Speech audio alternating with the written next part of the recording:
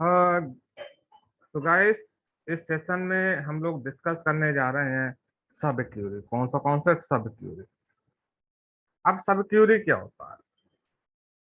सब क्यूरी को हम लोग नेस्टेड क्यूरी भी बोलते हैं, सब क्यूरी को इनर क्यूरी भी बोलते हैं, या नेस्टेड क्यूरी भी बोलते हैं।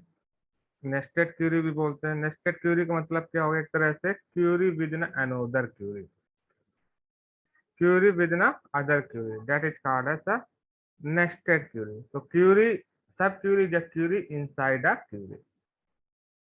अब क्यूरी इनसाइड अ क्यूरी है ना। सब क्यूरी कब हमें रिक्वायरमेंट पड़ती है, और सब क्यूरी हम कैसे लिख सकते हैं?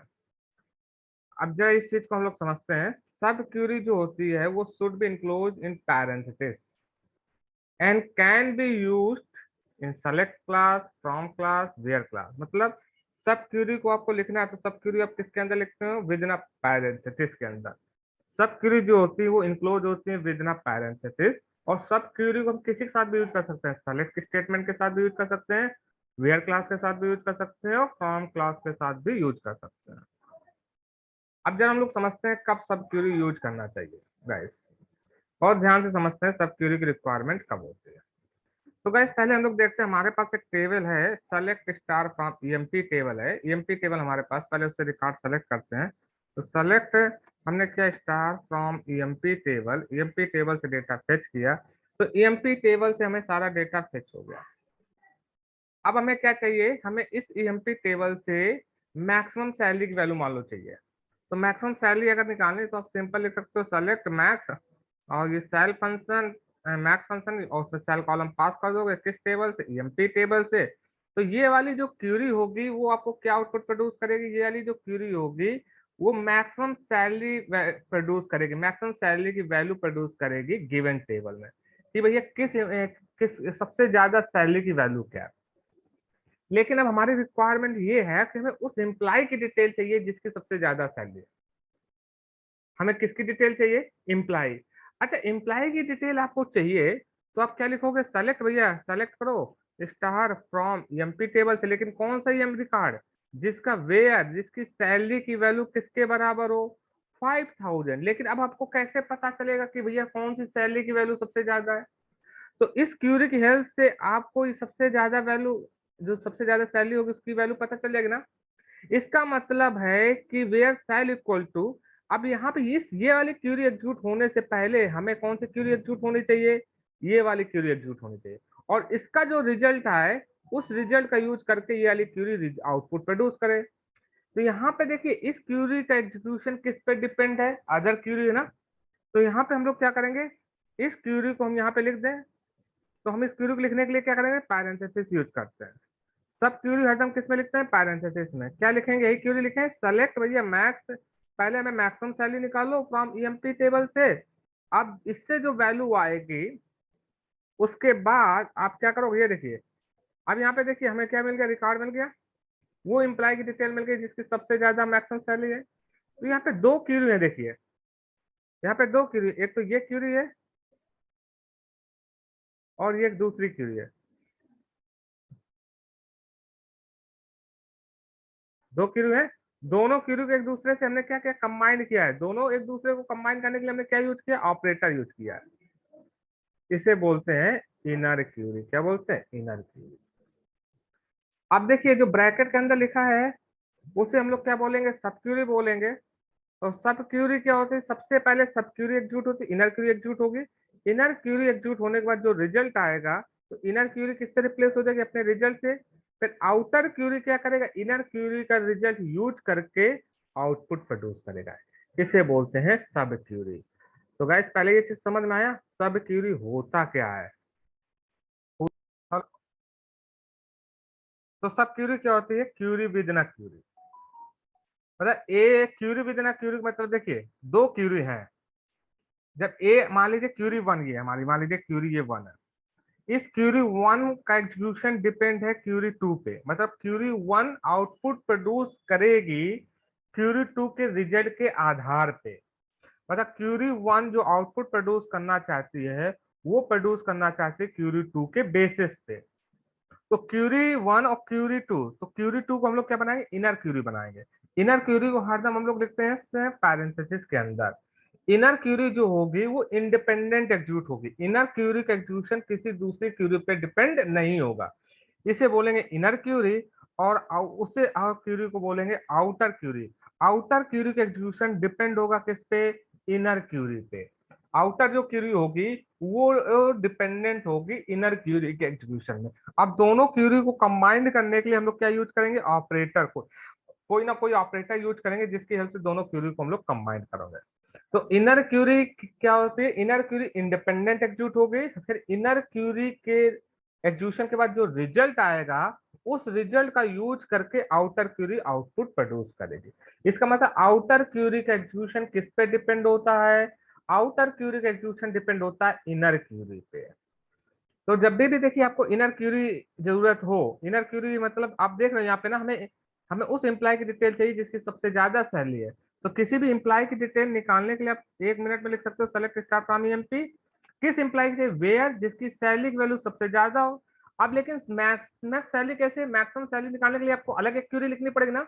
इसका मतलब एक यहाँ पे क्यूरी और लिखेंगे, तो वो क्यूरी आप लिखिए ब्रैकेट के अंदर, और वहां से आप ये क्यूरी, इसके क्या आउटपुट प्रोड्यूस होगा, इस क्यूरी से आउटपुट प्रोड्यूस होगा मैक्सिमम सैलरी की वैल्यू। अब इस क्यूरी से जो आउटपुट प्रोड्यूस होगा, इस क्यूरी का आउटपुट जो आएगा, उस क्यूरी का आउटपुट का यूज करके आउटर ये वाली क्यूरी क्या कहलाएगी, आउटर क्यूरी। मतलब ये आउटर क्यूरी रिकॉर्ड सेलेक्ट करेगी इस इनर क्यूरी का रिजल्ट यूज करके, इसे बोलते हैं सब क्यूरी। यहाँ पे देखिए एक क्यूरी का एग्जीक्यूशन किसी दूसरी क्यूरी पे डिपेंडेंट है ना, जिस क्यूरी का एग्जीक्यूशन दूसरी क्यूरी पे डिपेंडेंट है उसे आउटर क्यूरी बना देंगे, और इसे बना देंगे inner query. Inner query independent execute होगी, पहले इनर क्यूरी एग्जीक्यूट होगी, फिर आउटर क्यूरी एग्जीक्यूट होगी इनर क्यूरी का रिजल्ट यूज करके। बात समझ में आई, इसे बोलते हैं सब क्यूरी। क्या बोलते हैं गाइस, सब क्यूरी। अब देखिए सब क्यूरी को हमने कहाँ पे लिखा हुआ है, सब क्यूरी को हमने लिखा हुआ है वेयर क्लास में ना। सब क्यूरी को लिखा है कहाँ पे, वेयर क्लास में। सब क्यूरी कहीं भी यूज कर सकते हो। सब क्यूरी आप सेलेक्ट क्लास के साथ भी यूज कर सकते हो, फ्रॉम क्लास के साथ भी यूज कर सकते हो, और वेयर क्लास के साथ भी यूज कर सकते हो। Sub query can be use anywhere. Sub query आप सेलेक्ट क्लास के, आप सेलेक्ट क्लास के साथ यूज करना है तो कैसे यूज करेंगे, या फ्रॉम क्लास के साथ यूज करना है तो कैसे यूज करेंगे, जरा समझते हैं एक एक चीज। गाइस हमें मान लीजिए क्या करना है, हमने आपसे कहा था यहाँ पे हमें एवरेज सैलरी मान लो निकालनी है, तो एवरेज सैल निकालनी है फ्रॉम किस टेबल से, ईएमपी टेबल से एवरेज सैलरी निकल आई। यहाँ पे एवरेज, तो एवरेज सैलरी तो निकल आई आपकी। अब ये एग्रीगेट फंक्शन है, एग्रीगेट फंक्शन क्या होता है, सिंगल रो आउटपुट प्रोड्यूस करते हैं। अगर मान लीजिए हमें क्या करना है, हमें यहाँ पे ईएमपी नंबर भी सेलेक्ट करना है, ई नेम भी सेलेक्ट करना है, और जॉब कॉलम भी सेलेक्ट करना है। ईएमपी नंबर, ई नेम और जॉब कॉलम भी सेलेक्ट करना है, और हम चाहते हैं एवरेज भी है, एवरेज अब जो एम्प्लॉय की सैलरी, एवरेज सैलरी वो भी डिस्प्ले हो। तो क्या हम लोग एवरेज यहाँ पे यूज कर सकते हैं, नहीं यूज कर सकते हैं, क्यों, हमने बताया था ये नॉन एग्रीगेट कॉलम है, ये मल्टी रो आउटपुट आइगन से, बट ये क्या है, एग्रीगेट फंक्शन जो सिंगल रो आउटपुट प्रोड्यूस करते हैं। जब सेलेक्ट स्टेटमेंट के साथ एग्रीगेट फंक्शन यूज करते हैं तो select statement non aggregate column use नहीं कर सकते हैं। तो फिर क्या करना होगा, अगर हमें यूज करना है, यहाँ पे हम सब क्यूरी लिख सकते हैं। यहाँ पे पैरेंथेसिस लगाया और हमने कहा सेलेक्ट निकालो एवरेज सैल, निकालो किससे, ईएमपी टेबल से। इस ईएमपी टेबल से क्या निकालो, एवरेज सैल निकालो। इससे जो एवरेज सैल आएगी ना, एस, इसका एलियास नेम दे दिया एवरेज सैल, इसका हमने एवरेज एलियास नेम दे दिया एवरेज सैल। अब ये इससे देखिए ये इनर क्यूरी हो गई, और फिर फ्रॉम हमारी टेबल का ईएमपी। अब देखिए पैरेंथेसिस में जो लिखते हैं उसे बोलते हैं इनर क्यूरी, ये आपकी इनर क्यूरी होगी। ये क्यूरी कैसी होगी, इनर क्यूरी। तो पहले इनर क्यूरी प्रोड्यूस होगी ना, पहले इनर क्यूरी एग्जीक्यूट होगी, इनर क्यूरी से जो रिजल्ट यूज आएगा उस रिजल्ट को हम लोग किसके साथ यूज करेंगे, आउटर क्यूरी के साथ यूज करेंगे। तो देखिए इस तरह से हम लोग क्या कर सकते हैं, एवरेज सैलरी सबके हम लोग डिस्प्ले कर सकते हैं। ये देखिए, तो यहाँ पे हमने देखिए सब क्यूरी जो लिखी है वो सेलेक्ट क्लास में लिखी है। सब क्यूरी कहाँ पे लिखी है, सेलेक्ट क्लास में लिखी है। अब गाइस जरा समझिएगा, अब फ्रॉम क्लास के साथ कैसे यूज कर सकते हैं। अगर कभी भी आपको फ्रॉम क्लास के साथ यूज करना हो तो कैसे यूज करेंगे, जैसे हमने सेलेक्ट किया EMP number, E name, job column, yes no, sal column, from किस टेबल से, ईएमपी टेबल से एग्जीक्यूट किया। अब ये जो टेबल, इससे जो रिकॉर्ड आ रहा है ये 4 कॉलम है, आप देख सकते हो ये 4 कॉलम आउटपुट प्रोड्यूस हुए हैं। ये टेम्परेरी टेबल है ना, इससे भी ये क्या है, टेम्परेरी टेबल ना, इसको एक एलियास नेम पूरा दे सकते हैं ना। तो हमने क्या किया, इस पूरी क्यूरी को हमने ब्रैकेट पैरेंथेसिस में लिख दिया, तो सब क्यूरी बन गई ना। सेलेक्ट ईएमपी नंबर हमने लिखा, ये देखिए हमने क्या लिखा, इस पूरी क्यूरी को हमने क्या लिख दिया, ब्रैकेट में लिख दिया, पैरेंथेसिस में लिख दिया, ये क्या बन गई, सब क्यूरी बन गई। अब इसको कोई एलियास नेम अगर आप देना चाहो तो दे सकते हो, मान लीजिए ई एलियास नेम दीजिए। ये जब क्यूरी एग्जीक्यूट होगी तो ये टेम्परेरी रिजल्ट सेट होगा ना, इस टेम्परेरी रिजल्ट से आपको कुछ सेलेक्ट करना है ना। तो देखिए, तो आप क्या लिख सकते हो, मान लो हमें चाहिए ईएमपी नंबर चाहिए, केवल ई नेम चाहिए, किससे, फ्रॉम। फ्रॉम के बाद हम लोग क्या लिख सकते हैं, फ्रॉम के बाद लिख सकते हैं, ये देखिए सब क्यूरी लिखी ना। तो इसका मतलब ये वाली जो सब क्यूरी होगी, फ्रॉम के बाद टेबल का नाम लिखते हैं, यहाँ पे हमने सब क्यूरी लिखी है। इसका मतलब ये जब क्यूरी एग्जीक्यूट होगी, इससे रिजल्ट प्रोड्यूस होगा, उस रिजल्ट सेट का हमने एलियास नेम ई दे दिया, उस रिजल्ट सेट से हम क्या क्या सेलेक्ट कर रहे हैं, EMP number E name select कर रहे हैं। ये ईएमपी नंबर ई नेम किससे सेलेक्ट कर रहे हैं, इस रिजल्ट सेट से। तो देखिए यहाँ पे हमने सब क्यूरी यूज की, कहाँ पे, फ्रॉम क्लास के साथ यूज की है। तो सेलेक्ट सब क्यूरी को आप यूज कर सकते हो कहाँ पे, सब क्यूरी को आप यूज कर सकते हो फ्रॉम क्लास में, वेयर क्लास में, और वेयर क्लास में, और कहाँ यूज कर सकते हैं गाइस, सेलेक्ट स्टेटमेंट के साथ यूज कर सकते हैं। तो सब क्यूरी का मतलब क्या हो, Curie within Curie, sub Curie को हरदम किसके अंदर लिखते हैं, पैरेंथेसिस के अंदर लिखते हैं। अच्छा मान लीजिए हमें क्या करना है, सेकंड हाईएस्ट सैलरी वैल्यू निकालनी है। तो अगर आपको फर्स्ट हाईएस्ट सैलरी वैल्यू निकालनी होती है तो क्या लिखते हैं, max sal from EMP table, आपने लिखा मैक्सिमम सैलरी आगे, सेकंड हाईएस्ट सैलरी चाहिए, इसका मतलब सेलेक्ट मैक्स सेल चाहिए, आपको मैक्स सेल चाहिए, आप क्या लिखोगे, max sal from EMP table, yes no, where, जिसकी सेल लेस देन हो किससे, इससे हो, तभी तो आपको सेकंड से मैक्सिमम सैलरी मिलेगी ना। तो इसका मतलब इस क्यूरी को हमें क्या करना होगा, एक और सब क्यूरी यहाँ पे लिखनी पड़ेगी ना, पहले तो यहाँ से मैक्सिमम सेल निकालनी होगी, max sal from EMP, yes no. इसका मतलब आपको मैक्सिमम सैलरी सेलेक्ट करनी है, लेकिन जो जिसकी सैलरी इसकी मैक्स सैल से कम हो।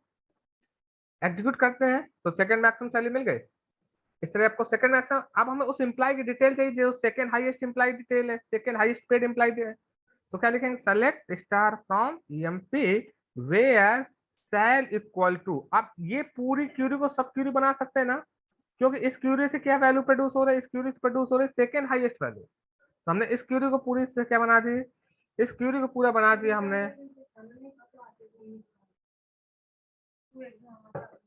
इस क्यूरी को हमने क्या बना दिया, सब क्यूरी बना दिया।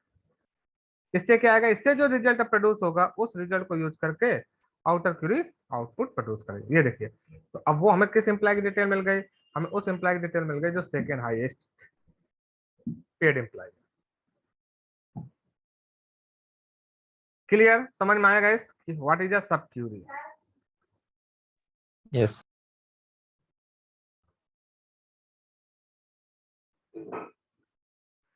गाइस ये क्यूरी समझते हैं, एक और सब क्यूरी में हमें क्या करना, डिस्प्ले करना the department in which the maximum total salary paid to the employ.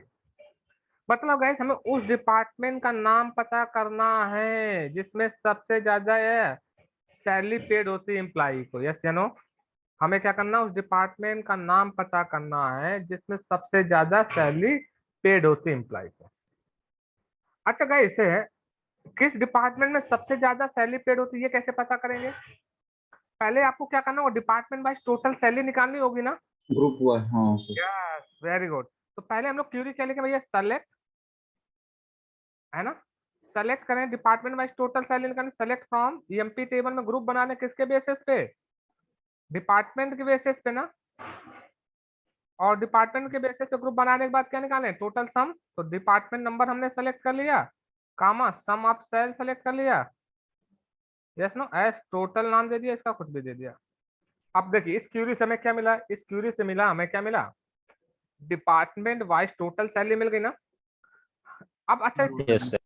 किस डिपार्टमेंट की सबसे ज्यादा सैलरी, अब इस रिजल्ट सेट से, अब सुनिए, ये जो क्यूरी आउटपुट प्रोड्यूस कर रही है, इस रिजल्ट सेट से हमें क्या उठाना है, इस रिजल्ट सेट से हमें वो रो उठानी है जिसके सैलरी की वैल्यू सबसे ज्यादा हो। यस या नो? यस या no guys? Yes sir. Yes sir. हमें वो वाला ऊपर की रो उठानी है जिसकी सैलरी की वैल्यू सबसे ज्यादा हो। तो कैसे निकालोगे बताओ? सेलेक्ट क्या करना है? अरे मैक्सिमम सैलरी की वैल्यू पता करनी है, किसकी मैक्सिमम सैलरी है ना। Yes sir. मैक्सिमम सैलरी कैसे निकालोगे? इस रिजल्ट से। तो max total, yes no, total निकालना है ना। किसका टोटल? मैक्स टोटल का तो मैक्सिमम निकालना। फ्रॉम किस टेबल से? इस टेबल से। और ये टेबल कैसे मिलेगी? इस रिजल्ट सेट से ना। Yes sir. फ्रॉम के तो मतलब फिर से सब क्यूरी यूज करते, फ्रॉम के बाद इसको सब क्यूरी बना लेना और इसका एलियास नेम दे दें। यस ये नो, ये देखिए मैक्सिमम टोटल मिल गई। Yes sir. Yes sir. अब देखिए ये जो मैक्सिमम सैलरी है इसके करेस्पॉन्डिंग डिपार्टमेंट नंबर कौन सा है? 20। यस यू नो, उसका डिपार्टमेंट नंबर उठाएं और जैसे डिपार्टमेंट नंबर पता चल गया तो फिर कहां जाके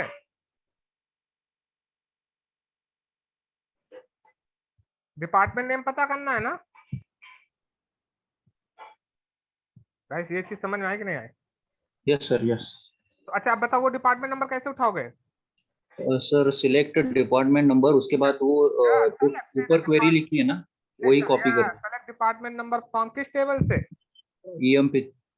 नो नो क्यूरी लिखनी सर पड़ेगी। वही क्वेरी लिखी ना, ऊपर जो लिखी है ना क्योंकि हमें यही रिजल्ट सेट चाहिए होगा ना। यस हाँ, यस वेरी गुड। यस ये नीचे वाली क्वेरी लिख दीजिए ना। Yes very good very good. मतलब हमें क्या करना, यही लिखना होगा ना टोटल वाइज। अब इससे क्या निकालना होगा, सेलेक्ट करना होगा, इससे सेलेक्ट करना होगा डिपार्टमेंट केवल ना, है ना। डिपार्टमेंट है वो। यस नो, सेलेक्ट करना होगा ग्रुप बना के सिर्फ डिपार्टमेंट। हमें टोटल सैलरी तो यहाँ चाहिए नहीं, यहाँ पे सम से ये हटा देते हैं। क्या लिखेंगे? Select department number, sorry department number from EMP table group by department number ना। वे अरे इसे तो ग्रुप बन गए। ग्रुप को फिल्टर करने के लिए क्या लगता है? हैविंग ना, जिसका सम हम sorry having sum of salary, sum of salary की वैल्यू किसके बराबर हो गाइस? इसके बराबर ना। यस या नो? यस या नो? तो इसको क्या करेंगे? ये वैल्यू कैसे आएगी? इस क्यूरी से आएगी कि नहीं आएगी बताओ? यस या नो? ये क्यूरी यहाँ पे लिख दी। अब देखिए वो डिपार्टमेंट नंबर मिल गया जिसमें सबसे ज्यादा सैलरी सेलेक्ट हो रही है। आया कि नहीं आया? सिंपल। देखिए पहले ग्रुप बाई बना लिया ना, टोटल सैलरी निकाल ले। अब इस रिजल्ट सेट से पहले वो मैक्सिमम सैलरी वैल्यू निकालो, इससे मैक्सिमम सैलरी मिल गई ना। अब बस कुछ नहीं करो, इस रिजल्ट सेट से है ना वो डिपार्टमेंट नंबर सेलेक्ट करो जिसका टोटल सैलरी मतलब सम ऑफ सैलरी किसके बराबर हो? इस वैल्यू के बराबर हो ना। आया कि नहीं आया बताइए? Yes sir. समझ में आया स्टेट क्यूरी कैसे लिखना चाहिए? Yes sir. यहाँ तक किसी को कंफ्यूजन?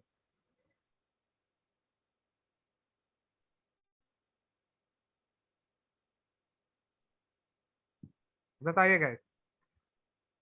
सर वो ऑपरेटर किसके साथ लगा सकते हैं? कौन सा? ए इक्वल टू। इक्वल टू यहाँ देखो यहाँ पे सिंगल वैल्यू प्रोड्यूस होगी ना, और सिंगल वैल्यू को कंपेयर करने के लिए इक्वल ऑपरेटर यूज करते हैं ना, यस सर। है ना। कोई भी ऑपरेटर वो तो कैसी रिक्वायरमेंट क्या कंपेयर, जब आपको किसी सिंगल वैल्यू को कंपेयर करना होगा तो इक्वल ऑपरेटर। अगर मल्टी वैल्यू को कंपेयर करना होता तो कौन सा ऑपरेटर यूज कर सकते हैं? इन ऑपरेटर भी यूज कर सकते हो, है ना। Yes sir. वो फ्रॉम के साथ भी यूज कर सकते हैं। कहीं भी हाँ, जहां जरूरत हो। सब क्यूरी क्लियर हुआ गाइस? Yes sir. क्लियर, तो इसे बोलते हैं सब क्यूरी। गाइस थोड़ा सा और हम लोग डिस्कस करते हैं सब क्यूरी के बारे में। सब क्यूरी एग्जैक्ट कब यूज करना चाहिए? जैसे हमारे पास दो टेबल है ना, एम्प्लॉय और डिपार्टमेंट टेबल, दोनों टेबल एक दूसरे से रिलेटेड है। अगर हमें दो या दो से अधिक टेबल से जब डेटा फेच करना होता है तब तो हम ज्वाइन यूज करते हैं। लेकिन कभी कभी ऐसी रिक्वायरमेंट आपको मिलेगी कि डेटा तो आपको एक ही टेबल से फेच करना है, लेकिन based on the condition of other table, मतलब केवल एक टेबल से ही डेटा फेच करना है, लेकिन दूसरे टेबल के कंडीशन के बेसिस पे, तो उस केस में भी आप सब क्यूरी यूज करेंगे। देखिए कैसे गाइस, जैसे एम्प्लॉय टेबल और डिपार्टमेंट टेबल है ना गाइस, डिपार्टमेंट टेबल में डिपार्टमेंट का नेम स्टोर है ना। एम्प्लॉय टेबल में हम एम्प्लॉय आईडी, एम्प्लॉय नेम और डिपार्टमेंट नंबर स्टोर है। हम चाहते हैं कि एम्प्लॉय की आईडी ऐसे इनपुट में देंगे और उसका डिपार्टमेंट नेम पता चल जाए। डिपार्टमेंट नेम मतलब आप फेच क्या करना चाहते हो, डिपार्टमेंट नेम। अच्छा देखिए, आप डिपार्टमेंट में नेम फेच करना चाहते हो, सेलेक्ट आपने डी नेम लिखा, डिपार्टमेंट नेम फेच करना चाहते हो किससे, डीपीटी टेबल से मान लो। लेकिन जो कंडीशन है वो क्या है, दूसरी टेबल पे डिपेंड है ना, कि भैया हम किसका देंगे, हम इनपुट में क्या देंगे, एम्प्लॉय नंबर। इनपुट में क्या दे रहे हैं, एम्प्लॉय नंबर, और आउटपुट किससे चाहिए, दूसरी टेबल से चाहिए ना। तो उस केस में आप क्या यूज कर सकते हैं, सब क्यूरी। ये देखिए, आउटपुट में क्या करना है, डिस्प्ले में डिपार्टमेंट नंबर, इनपुट में क्या देना है, एम्प्लॉय आईडी। तो इस केस में हम लोग क्या करेंगे, सब क्यूरी यूज कर सकते हैं। देखिए किस एम्प्लॉय का डिपार्टमेंट नंबर पता करना है, यहाँ पे आते हैं हम लोग, जरा देखते हैं। देखिए जिस एम्प्लॉय का डिपार्टमेंट नंबर पता करना, select star from EMP table. देखिए ईएमपी नंबर हमने दिया, इसका डिपार्टमेंट नंबर क्या है, 20। डिपार्टमेंट नेम तो नहीं पता है, डिपार्टमेंट नेम किसमें पता है, दूसरी टेबल में स्टोर है, तो डीपीटी टेबल में गए।